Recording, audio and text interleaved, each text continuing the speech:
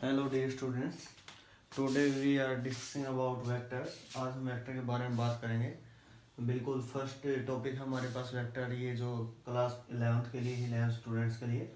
आज हम बात करेंगे फिजिकल क्वांटिटी और उसके बाद हम angle between any two vectors, triangles, law of vector addition के बारे में बात करेंगे। तो सबसे पहले हमारे पास स्केलर क्वांटिटी को कम्प्लीटली डिस्क्राइब किया जाता है in the form of magnitude. तो मैग्नीट्यूड की फॉर्म में उसको डिस्क्राइब किया जाएगा only numerical value along with the unit. Clear, कोई न्यूमेरिकल वैल्यू जैसे फॉर एग्जांपल 5 मीटर, इस प्रकार से 5 मीटर जो होगा वो डिस्टेंस को रिप्रेजेंट करेगा एक प्रकार से। और एग्जांपल यहाँ पे गिवन है, फॉर एग्जांपल पावर की अगर बात करें, power rate of doing work हमारे पास होता है, क्लास 9th में हम लोगों ने इसका स्टडी भी किया है। तो पावर जो होगा 30 वाट जैसे लिखा हुआ है, हमारे पास एक स्केलर यूनिट है, स्केलर क्वांटिटी है। एनर्जी हमारे पास 10 जूल, तो ये हमारे पास एक स्केलर होगा।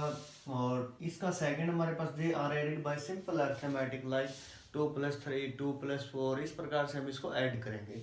जबकि हम अगर वेक्टर की बात करें तो वेक्टर के अंदर इसको रिप्रेजेंट करने के लिए मैग्नीट्यूड होता है नंबर 1, नंबर 2 डायरेक्शन होते हैं, एक पर्टिकुलर एक स्पेसिफाइड डायरेक्शन होगी। नंबर 3 हमारे पास क्या होगा, not added by simple arithmetic, 2 + 3 = 5, इस प्रकार से ऐड नहीं होगा। उसके लिए हमने स्पेशल एक ट्राइंगल्स लॉ वेक्टर एडिशन जो नीचे मेंशन किया हुआ है, ट्राइंगल्स लॉ वेक्टर एडिशन, उसके बिहाफ पे हम उसको ऐड करना पड़ेगा। इन द सेम डायरेक्शन है, अपोजिट डायरेक्शन है, या फिर एट एनी एंगल हमारे पास कोई दो वेक्टर है, तो उसको किस प्रकार से ऐड करेंगे उसके बारे में हम बात करेंगे। इसके जो स्केलर है, इसके एग्जांपल रहेंगे डिस्टेंस है, distance is scalar quantity, speed है या वर्क डन है, या किसी भी टाइप का एनर्जी, काइनेटिक है, पोटेंशियल है, वो हमारे पास क्या होगा, स्केलर के अंदर आएगा। अब अगर वेक्टर की बात करूँ तो हमारे पास डिस्प्लेसमेंट है, एक्सेलरेशन है, फोर्स है, और ये सभी जो होगा हमारे पास किसके अंदर आएगा, वेक्टर के अंदर आएगा। क्लियर, इन सबकी वेक्टर के अंदर बात की जाएगी। एक टेंसर क्वांटिटी भी होता है जैसे मोमेंट ऑफ इनर्शिया है, या फिर मैं बात करूँ अगर करंट की बात करूँ तो करंट को स्केलर के अंदर लिया जाता है। उसका लॉजिक क्या है, करंट जो होता है मैग्नीट्यूड भी होता है, उसका डायरेक्शन भी होता है, लेकिन क्या नहीं करता, वो वेक्टर एडिशन को ओबे नहीं करता, इसीलिए उसको किसके अंदर ऐड करते हैं, हमारे पास स्केलर के अंदर उसको ऐड किया जाएगा। तो हम बात करते हैं अब इसके बारे में, इसकी जो भी प्रॉपर्टीज होगी उसके बारे में हम बात करते हैं।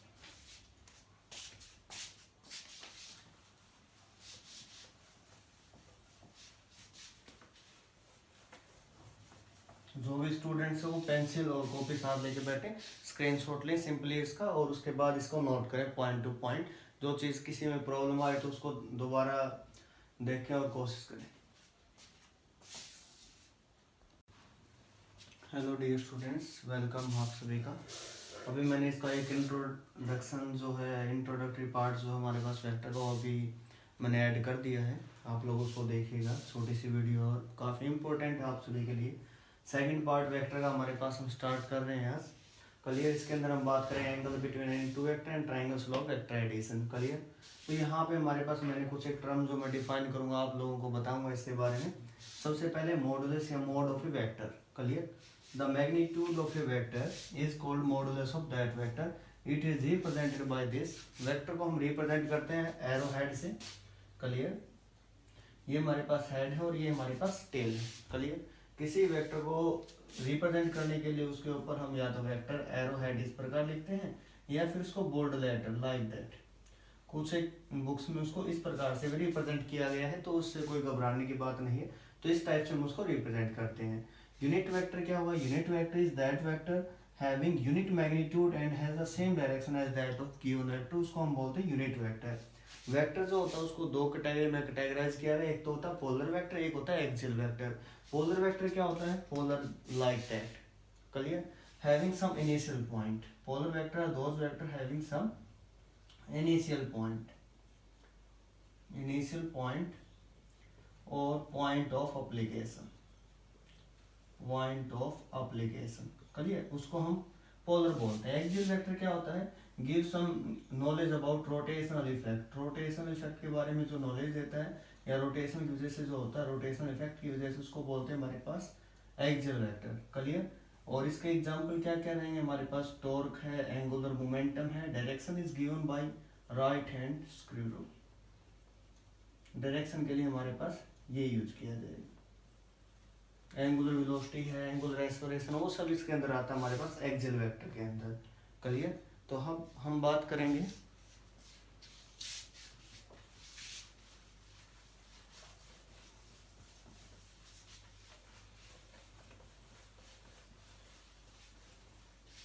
अब हम बात करेंगे इक्वल वेक्टर क्या होता है हमारे पास। उससे पहले हम एक क्वेश्चन कर लेते हैं इसके रिगार्डिंग। क्वेश्चन हमारे पास ये है कि फाइंड द, ताकि आप लोगों को क्लियर हो जाएगा मैग्नीट्यूड और यूनिट वेक्टर के बारे में। Find the unit vector of 3i cap minus 4j cap plus 5k cap. I cap use करते हैं एक्स डायरेक्शन के लिए, जे कैप यूज करते हैं वाई डायरेक्शन के लिए, के कैप हम यूज करते हैं फॉर जेड डायरेक्शन के लिए। तो इसके लिए हमें क्या करना पड़ेगा, यूनिट वेक्टर का हम फॉर्मूला आप लोगों को बता देता हूँ। यूनिट वेक्टर क्या होता है, वेक्टर, एनी वेक्टर से it is vector A divided by magnitude या मॉडुलस ऑफ दैट वेक्टर। तो वेक्टर जो है हमारे पास 3i cap minus 4j cap plus 5k cap divided bye it's modulus या मैग्नीट्यूड। आई कैप के जो भी आगे उसका स्क्वायर, जे कैप के जो आगे उसका square, square quantity always positive, 5 का स्क्वायर 25। तो इस प्रकार से हमारे पास आंसर आ जाएगा इसका। क्लियर, जो भी हम यहाँ से ऐड करेंगे तो आंसर हमारे पास इसका अपने आप आ जाएगा। कितना होगा हमारे पास 9 6 हमारे पास 25 20 50। तो 3i cap minus 4j cap plus 5k cap divided by root. Clear, mathematical का थोड़ा सा आप लोग भी ध्यान रखें, केयर करेंगे, क्योंकि न्यूमेरिकल करते टाइम ऐसा थोड़ा बहुत हो जाता है। तो ये हमारे पास इसका आंसर होगा यूनिट वेक्टर का फाइंड आउट करने के लिए। अब हम बात करते हैं, हमारे पास है इक्वल वेक्टर। मॉडल्स की बात कर ली, यूनिट वेक्टर की बात कर ली, अब हम बात करते हैं equal vectors. Two vectors are said to be equal vectors if they having same magnitude and in the same direction। कोई भी दो वेक्टर को इक्वल वेक्टर बोला जाएगा if they have same और equal magnitude and lies in same direction। Direction भी same है और मैग्नीट्यूड भी सेम है, like that this is vector A, this is vector B, then we can say vector A is equal to vector B। is it clear? Number 4 हमारे पास बात करें unequal vector. Simple सी बात है unequal vector के बारे में, मतलब मैग्नीट्यूड इक्वल ना हो तो उसको हम अनइक्वल वेक्टर बोलेंगे। अब हम बात करते हैं negative of a vector. Negative vector बोल सकते हैं simply, a vector is said to be negative of other vector if they have equal magnitude but direction opposite 180 degree angle. For example vector A vector B, magnitude same और direction opposite है एक दूसरे के, then we can say that vector B is a negative vector of vector A. B जो है negative vector A का, ऐसा हम इसको बोल सकते हैं। Clear, parallel vector, if two vectors having may और may not be equal magnitude but lies in the same direction. Clear, theta उन दोनों के इन बिटवीन अगर जीरो है तब उनको हम पैरेलल वेक्टर बोल सकते हैं। Anti parallel 180 degree. Clear, collinear vector, collinear मतलब को मतलब सेम, एक ही लाइन पे जो वेक्टर होंगे मैग्नीट्यूड में भी वेरी चेंज हो सकता है, उसको कोलिनियर बोला जाएगा। कोप्लेनर, एक ही प्लेन के अंदर, ये एक प्लेन है हमारे पास, इस प्लेन के अंदर जितने मैं वेक्टर ड्रॉ करूंगा, वेक्टर नंबर 1 2 3, ये सब हमारे पास क्या कहलाए, कोप्लेन। को initial having same initial point, starting point अगर किसी वेक्टर का दो या दो से ज्यादा वेक्टर उनका अगर स्टार्टिंग पॉइंट सेम है देन दे आर कॉल्ड को इनिशियल वेक्टर। क्लियर, इन सब के बारे में को इनिशियल, पैरेलल, किसी वेक्टर को पैरेलली अगर डिस्प्लेस कर दिया जाए इन the same direction vector A, इसको पैरेलली डिस्प्लेस करके सेम प्लेन में, मैग्नीट्यूड अगर सेम है डायरेक्शन सेम है तो वेक्टर सेम ही रहेगा हमारे पास। 360 से रोटेट कर दिया जाए तो अगेन वो सेम वेक्टर ही आएगा हमारे पास। तो इसके बारे में आप लोगों को कोई कन्फ्यूजन नहीं होगा। अगर कोई कन्फ्यूजन है तो मेरे से डिस्कस करोगे, आप कमेंट बॉक्स में डालोगे कोई भी आपका अगर कोई क्वेश्चन है इससे रिगार्डिंग, तो उसको हम सोल्व करेंगे, सॉल्यूशन आपको प्रोवाइड करेंगे।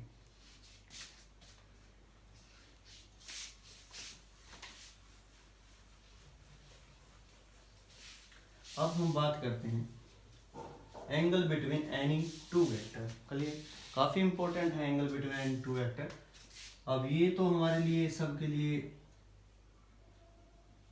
Vector A vector B angle 30 degree, ये तो सबके लिए अंडरस्टूड है, हमें दिख रहा है यहाँ से इजिली हम बता सकते हैं कि वेक्टर और वेक्टर बी में के इन बिटवीन एंगल कितना 30 डिग्री। बट अगर मैं ऐसा कर दूं, आपसे पूछूं vector A vector B, then find out the angle between vector A and vector B. Then angle हमारे पास किस प्रकार, जो भी हमारे पास एरो है उसको एक्सटेंड कर दो, और जो ये एंगल होगा हमारे पास इन दोनों के इन बिटवीन, ये हमारे पास आंसर होगा। टोटल 180 होता है, 30 150। ये जो एंगल होगा 0 से 180 के इन बिटवीन होगा always. Clear? For example 30 degree है, ये हमारे पास 330 है, तो 330 हमारे पास उसका आंसर नहीं होगा। एंगल जो होगा 180 डिग्री तक ही होगा हमारे पास। अगर मैं आपको यहाँ से ये हमारे पास कोई भी इक्विलेटरल ट्राइंगल है, for example vector A vector B vector C. Clear? यहाँ पे अगर मैं आपसे पूछूं कि find out the angle between vector A and vector B and vector C, vector A and vector C. देखिए शाबाश, इक्विलेटरल ट्रायंगल है, ईच एंगल भी विल बी इन 60 डिग्री। इसके अंदर जितने भी एंगल 60 डिग्री के। ए और बी में कितना एंगल है, यहाँ पे ये वाला एंगल जो है हमारे पास ए और बी के इन बिटवीन है 60 है, तो 120 degree. Between B and C, B और सी की अगर बात की जाए, इसको एक्सटेंड किया जाए हमारे पास बी और सी को, तो ये जो एंगल होगा हमारे पास between B and C. Between C and A अगर बात की जाए हमारे पास, इस प्रकार से इसको एक्सटेंड किया जाए, तो ये जो एंगल होगा हमारे पास, this is the angle between vector A and vector C, और इसको हम इजीली 180 से कर सकते हैं। ये हमारे पास 120 सिमिलर 120 120। यहाँ से अगर मैं बात करूँ राइट एंगल ट्राइंगल की बात करूँ, अगर मैं बोल दूँ आपको 90 degree 45 degree, simply 45 degree. Find the angle between vector P Q R. Find the angle between Q and R, Q और आर के इन बिटवीन आपको एंगल फाइंड आउट करना। तो कितना होगा हमारे पास, ये जो एंगल है ये 135, उसको एक्सटेंड कर देना अगर एरो आप लोगों को उसके अंदर गिवन है तब। शायद आप सभी को क्लियर हो गया होगा। अब हम बात करते हैं ट्राइंगल्स लॉ वेक्टर एडिशन, इसकी रिक्वायरमेंट क्यों होगी। फॉर एग्जांपल हमारे पास कोई दो vector, vector A 5 Newton for example force है कोई भी, वेक्टर बी ये फोर्स है 7 न्यूटन। रिजल्टेंट पूछा गया हमसे, तो मैग्नीट्यूड अगर डायरेक्शन सेम है, थीटा अगर यहाँ पे 0 है, सिंपल ऐड करेंगे 5 7, हमारे पास होगा 12 न्यूटन, डायरेक्शन सेम रहेगी, रिजल्टेंट ये आएगा। क्लियर? अगर मैं बात करूं कि ये मेरे पास कोई वेक्टर है 5 न्यूटन, फोर्स है कोई F1 इस डायरेक्शन में, F2 मेरे पास है 7 न्यूटन। रिजल्टेंट अगर पूछा जाता है तो मैग्नीट्यूड जिसका जाता है 7, ये 5 है, तो रिजल्टेंट जो आएगा 2 न्यूटन आएगा, और किस डायरेक्शन में, वो इस डायरेक्शन में, डायरेक्शन अपोजिट। क्लियर? ये डायरेक्शन हमारे पास रहेगी। अगर हमारे पास कोई भी दो वेक्टर हैं इस प्रकार से, कोई थीटा एंगल उनके इन बिटवीन है, तब हमारे पास किस प्रकार से ऐड करेंगे, तो उसके लिए हमारे पास रूल है, that is triangles law of vector addition, उसके बारे में हम बात करेंगे। Triangles law of vector addition के बाद हम बात करेंगे पैरेललोग्राम लॉ की, और उसके बाद नेक्स्ट इसके जीरो और रिजल्टेंट इमेज थ्योरम के बारे में बात करेंगे। तो triangles law of vector addition हमारे पास क्या कहता है, इंपॉर्टेंट भी है हमारे पास, triangles law of vector addition.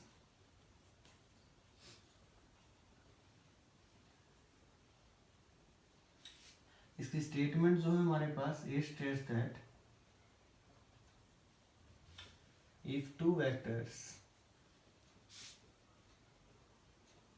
having some magnitude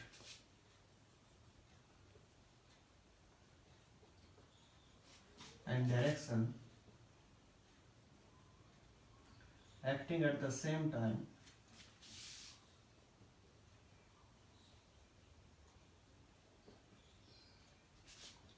represented by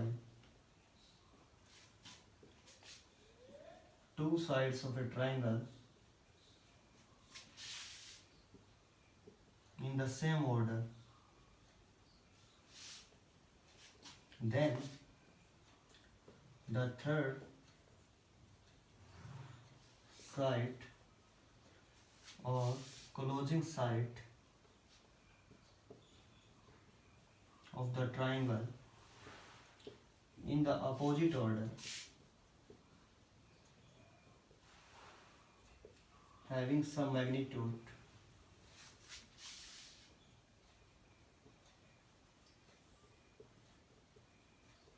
is called resultant of these two vectors.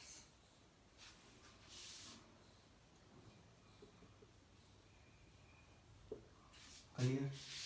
अगर कोई भी ट्राइंगल है हमारे पास, उसके अंदर ट्राइंगल के अंदर 3 साइड होंगी, 2 साइड हमारे पास हम लोगों ने अज्यूम की है in the same order same direction में, then the third side in the opposite sense, opposite direction में जो होगी हैविंग सम मैग्नीट्यूड, उसको हम रिजल्टेंट वेक्टर बोलेंगे और उसका एंगल, डायरेक्शन और मैग्नीट्यूड हम लोगों को फाइंड आउट करना है। किस प्रकार फाइंड आउट करेंगे देखो से बस।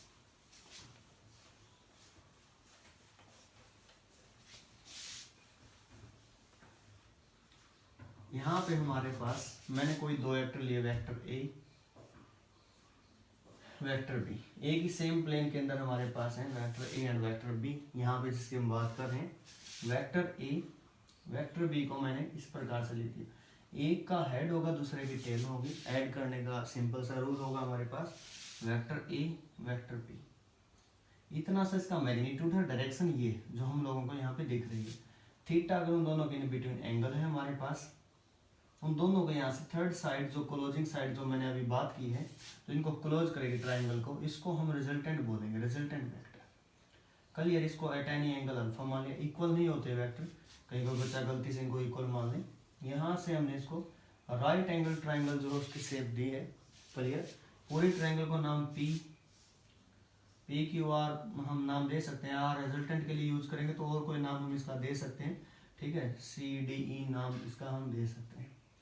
इस प्रकार से हमने इसकी नेमिंग की। अब यहाँ पे जो ये साइड आएगी इसका रट्टा लगाने की जरूरत नहीं, आपको समझना है, मैं पहले भी बहुत बार बता चुका हूँ। ट्राइंगल के अंदर एक एंगल एक साइड हमें लोगों को पता है, या प्रोजेक्शन की बात करें तो उसके अकॉर्डिंग भी हम कर सकते हैं, से अननोन है। Clear? It is base perpendicular hypotenuse, तो बेस बाय हाइपोटेन्यूज हमारे पास क्या होगा कोस थीटा, तो ये सिंपली हमारे पास क्या होगा B cos theta, this is B sine theta. ये मैंने पहले मैथमेटिकल टूल्स के अंदर वीडियो अपलोड भी किया है, वहां से भी आप देख सकते हो किस प्रकार से एंगल फाइंड आउट करते हैं। क्लियर? इसका मैग्नीट्यूड ओनली, तो आर जो रिजल्टेंट होगा अकॉर्डिंग टू पाइथागोरस थ्योरम्स के अकॉर्डिंग, तो यहाँ से आर जो होगा बड़ी जो साइड होती है उसका स्क्वायर जो होता है sum of square of other two side. एक साइड सी से डी है, सी से डी कंप्लीट स्क्वायर, डी से E square, R square is equal to A magnitude है यहाँ तक, बी कोस थीटा यहाँ तक, A plus B cos theta complete square plus B square sine square theta.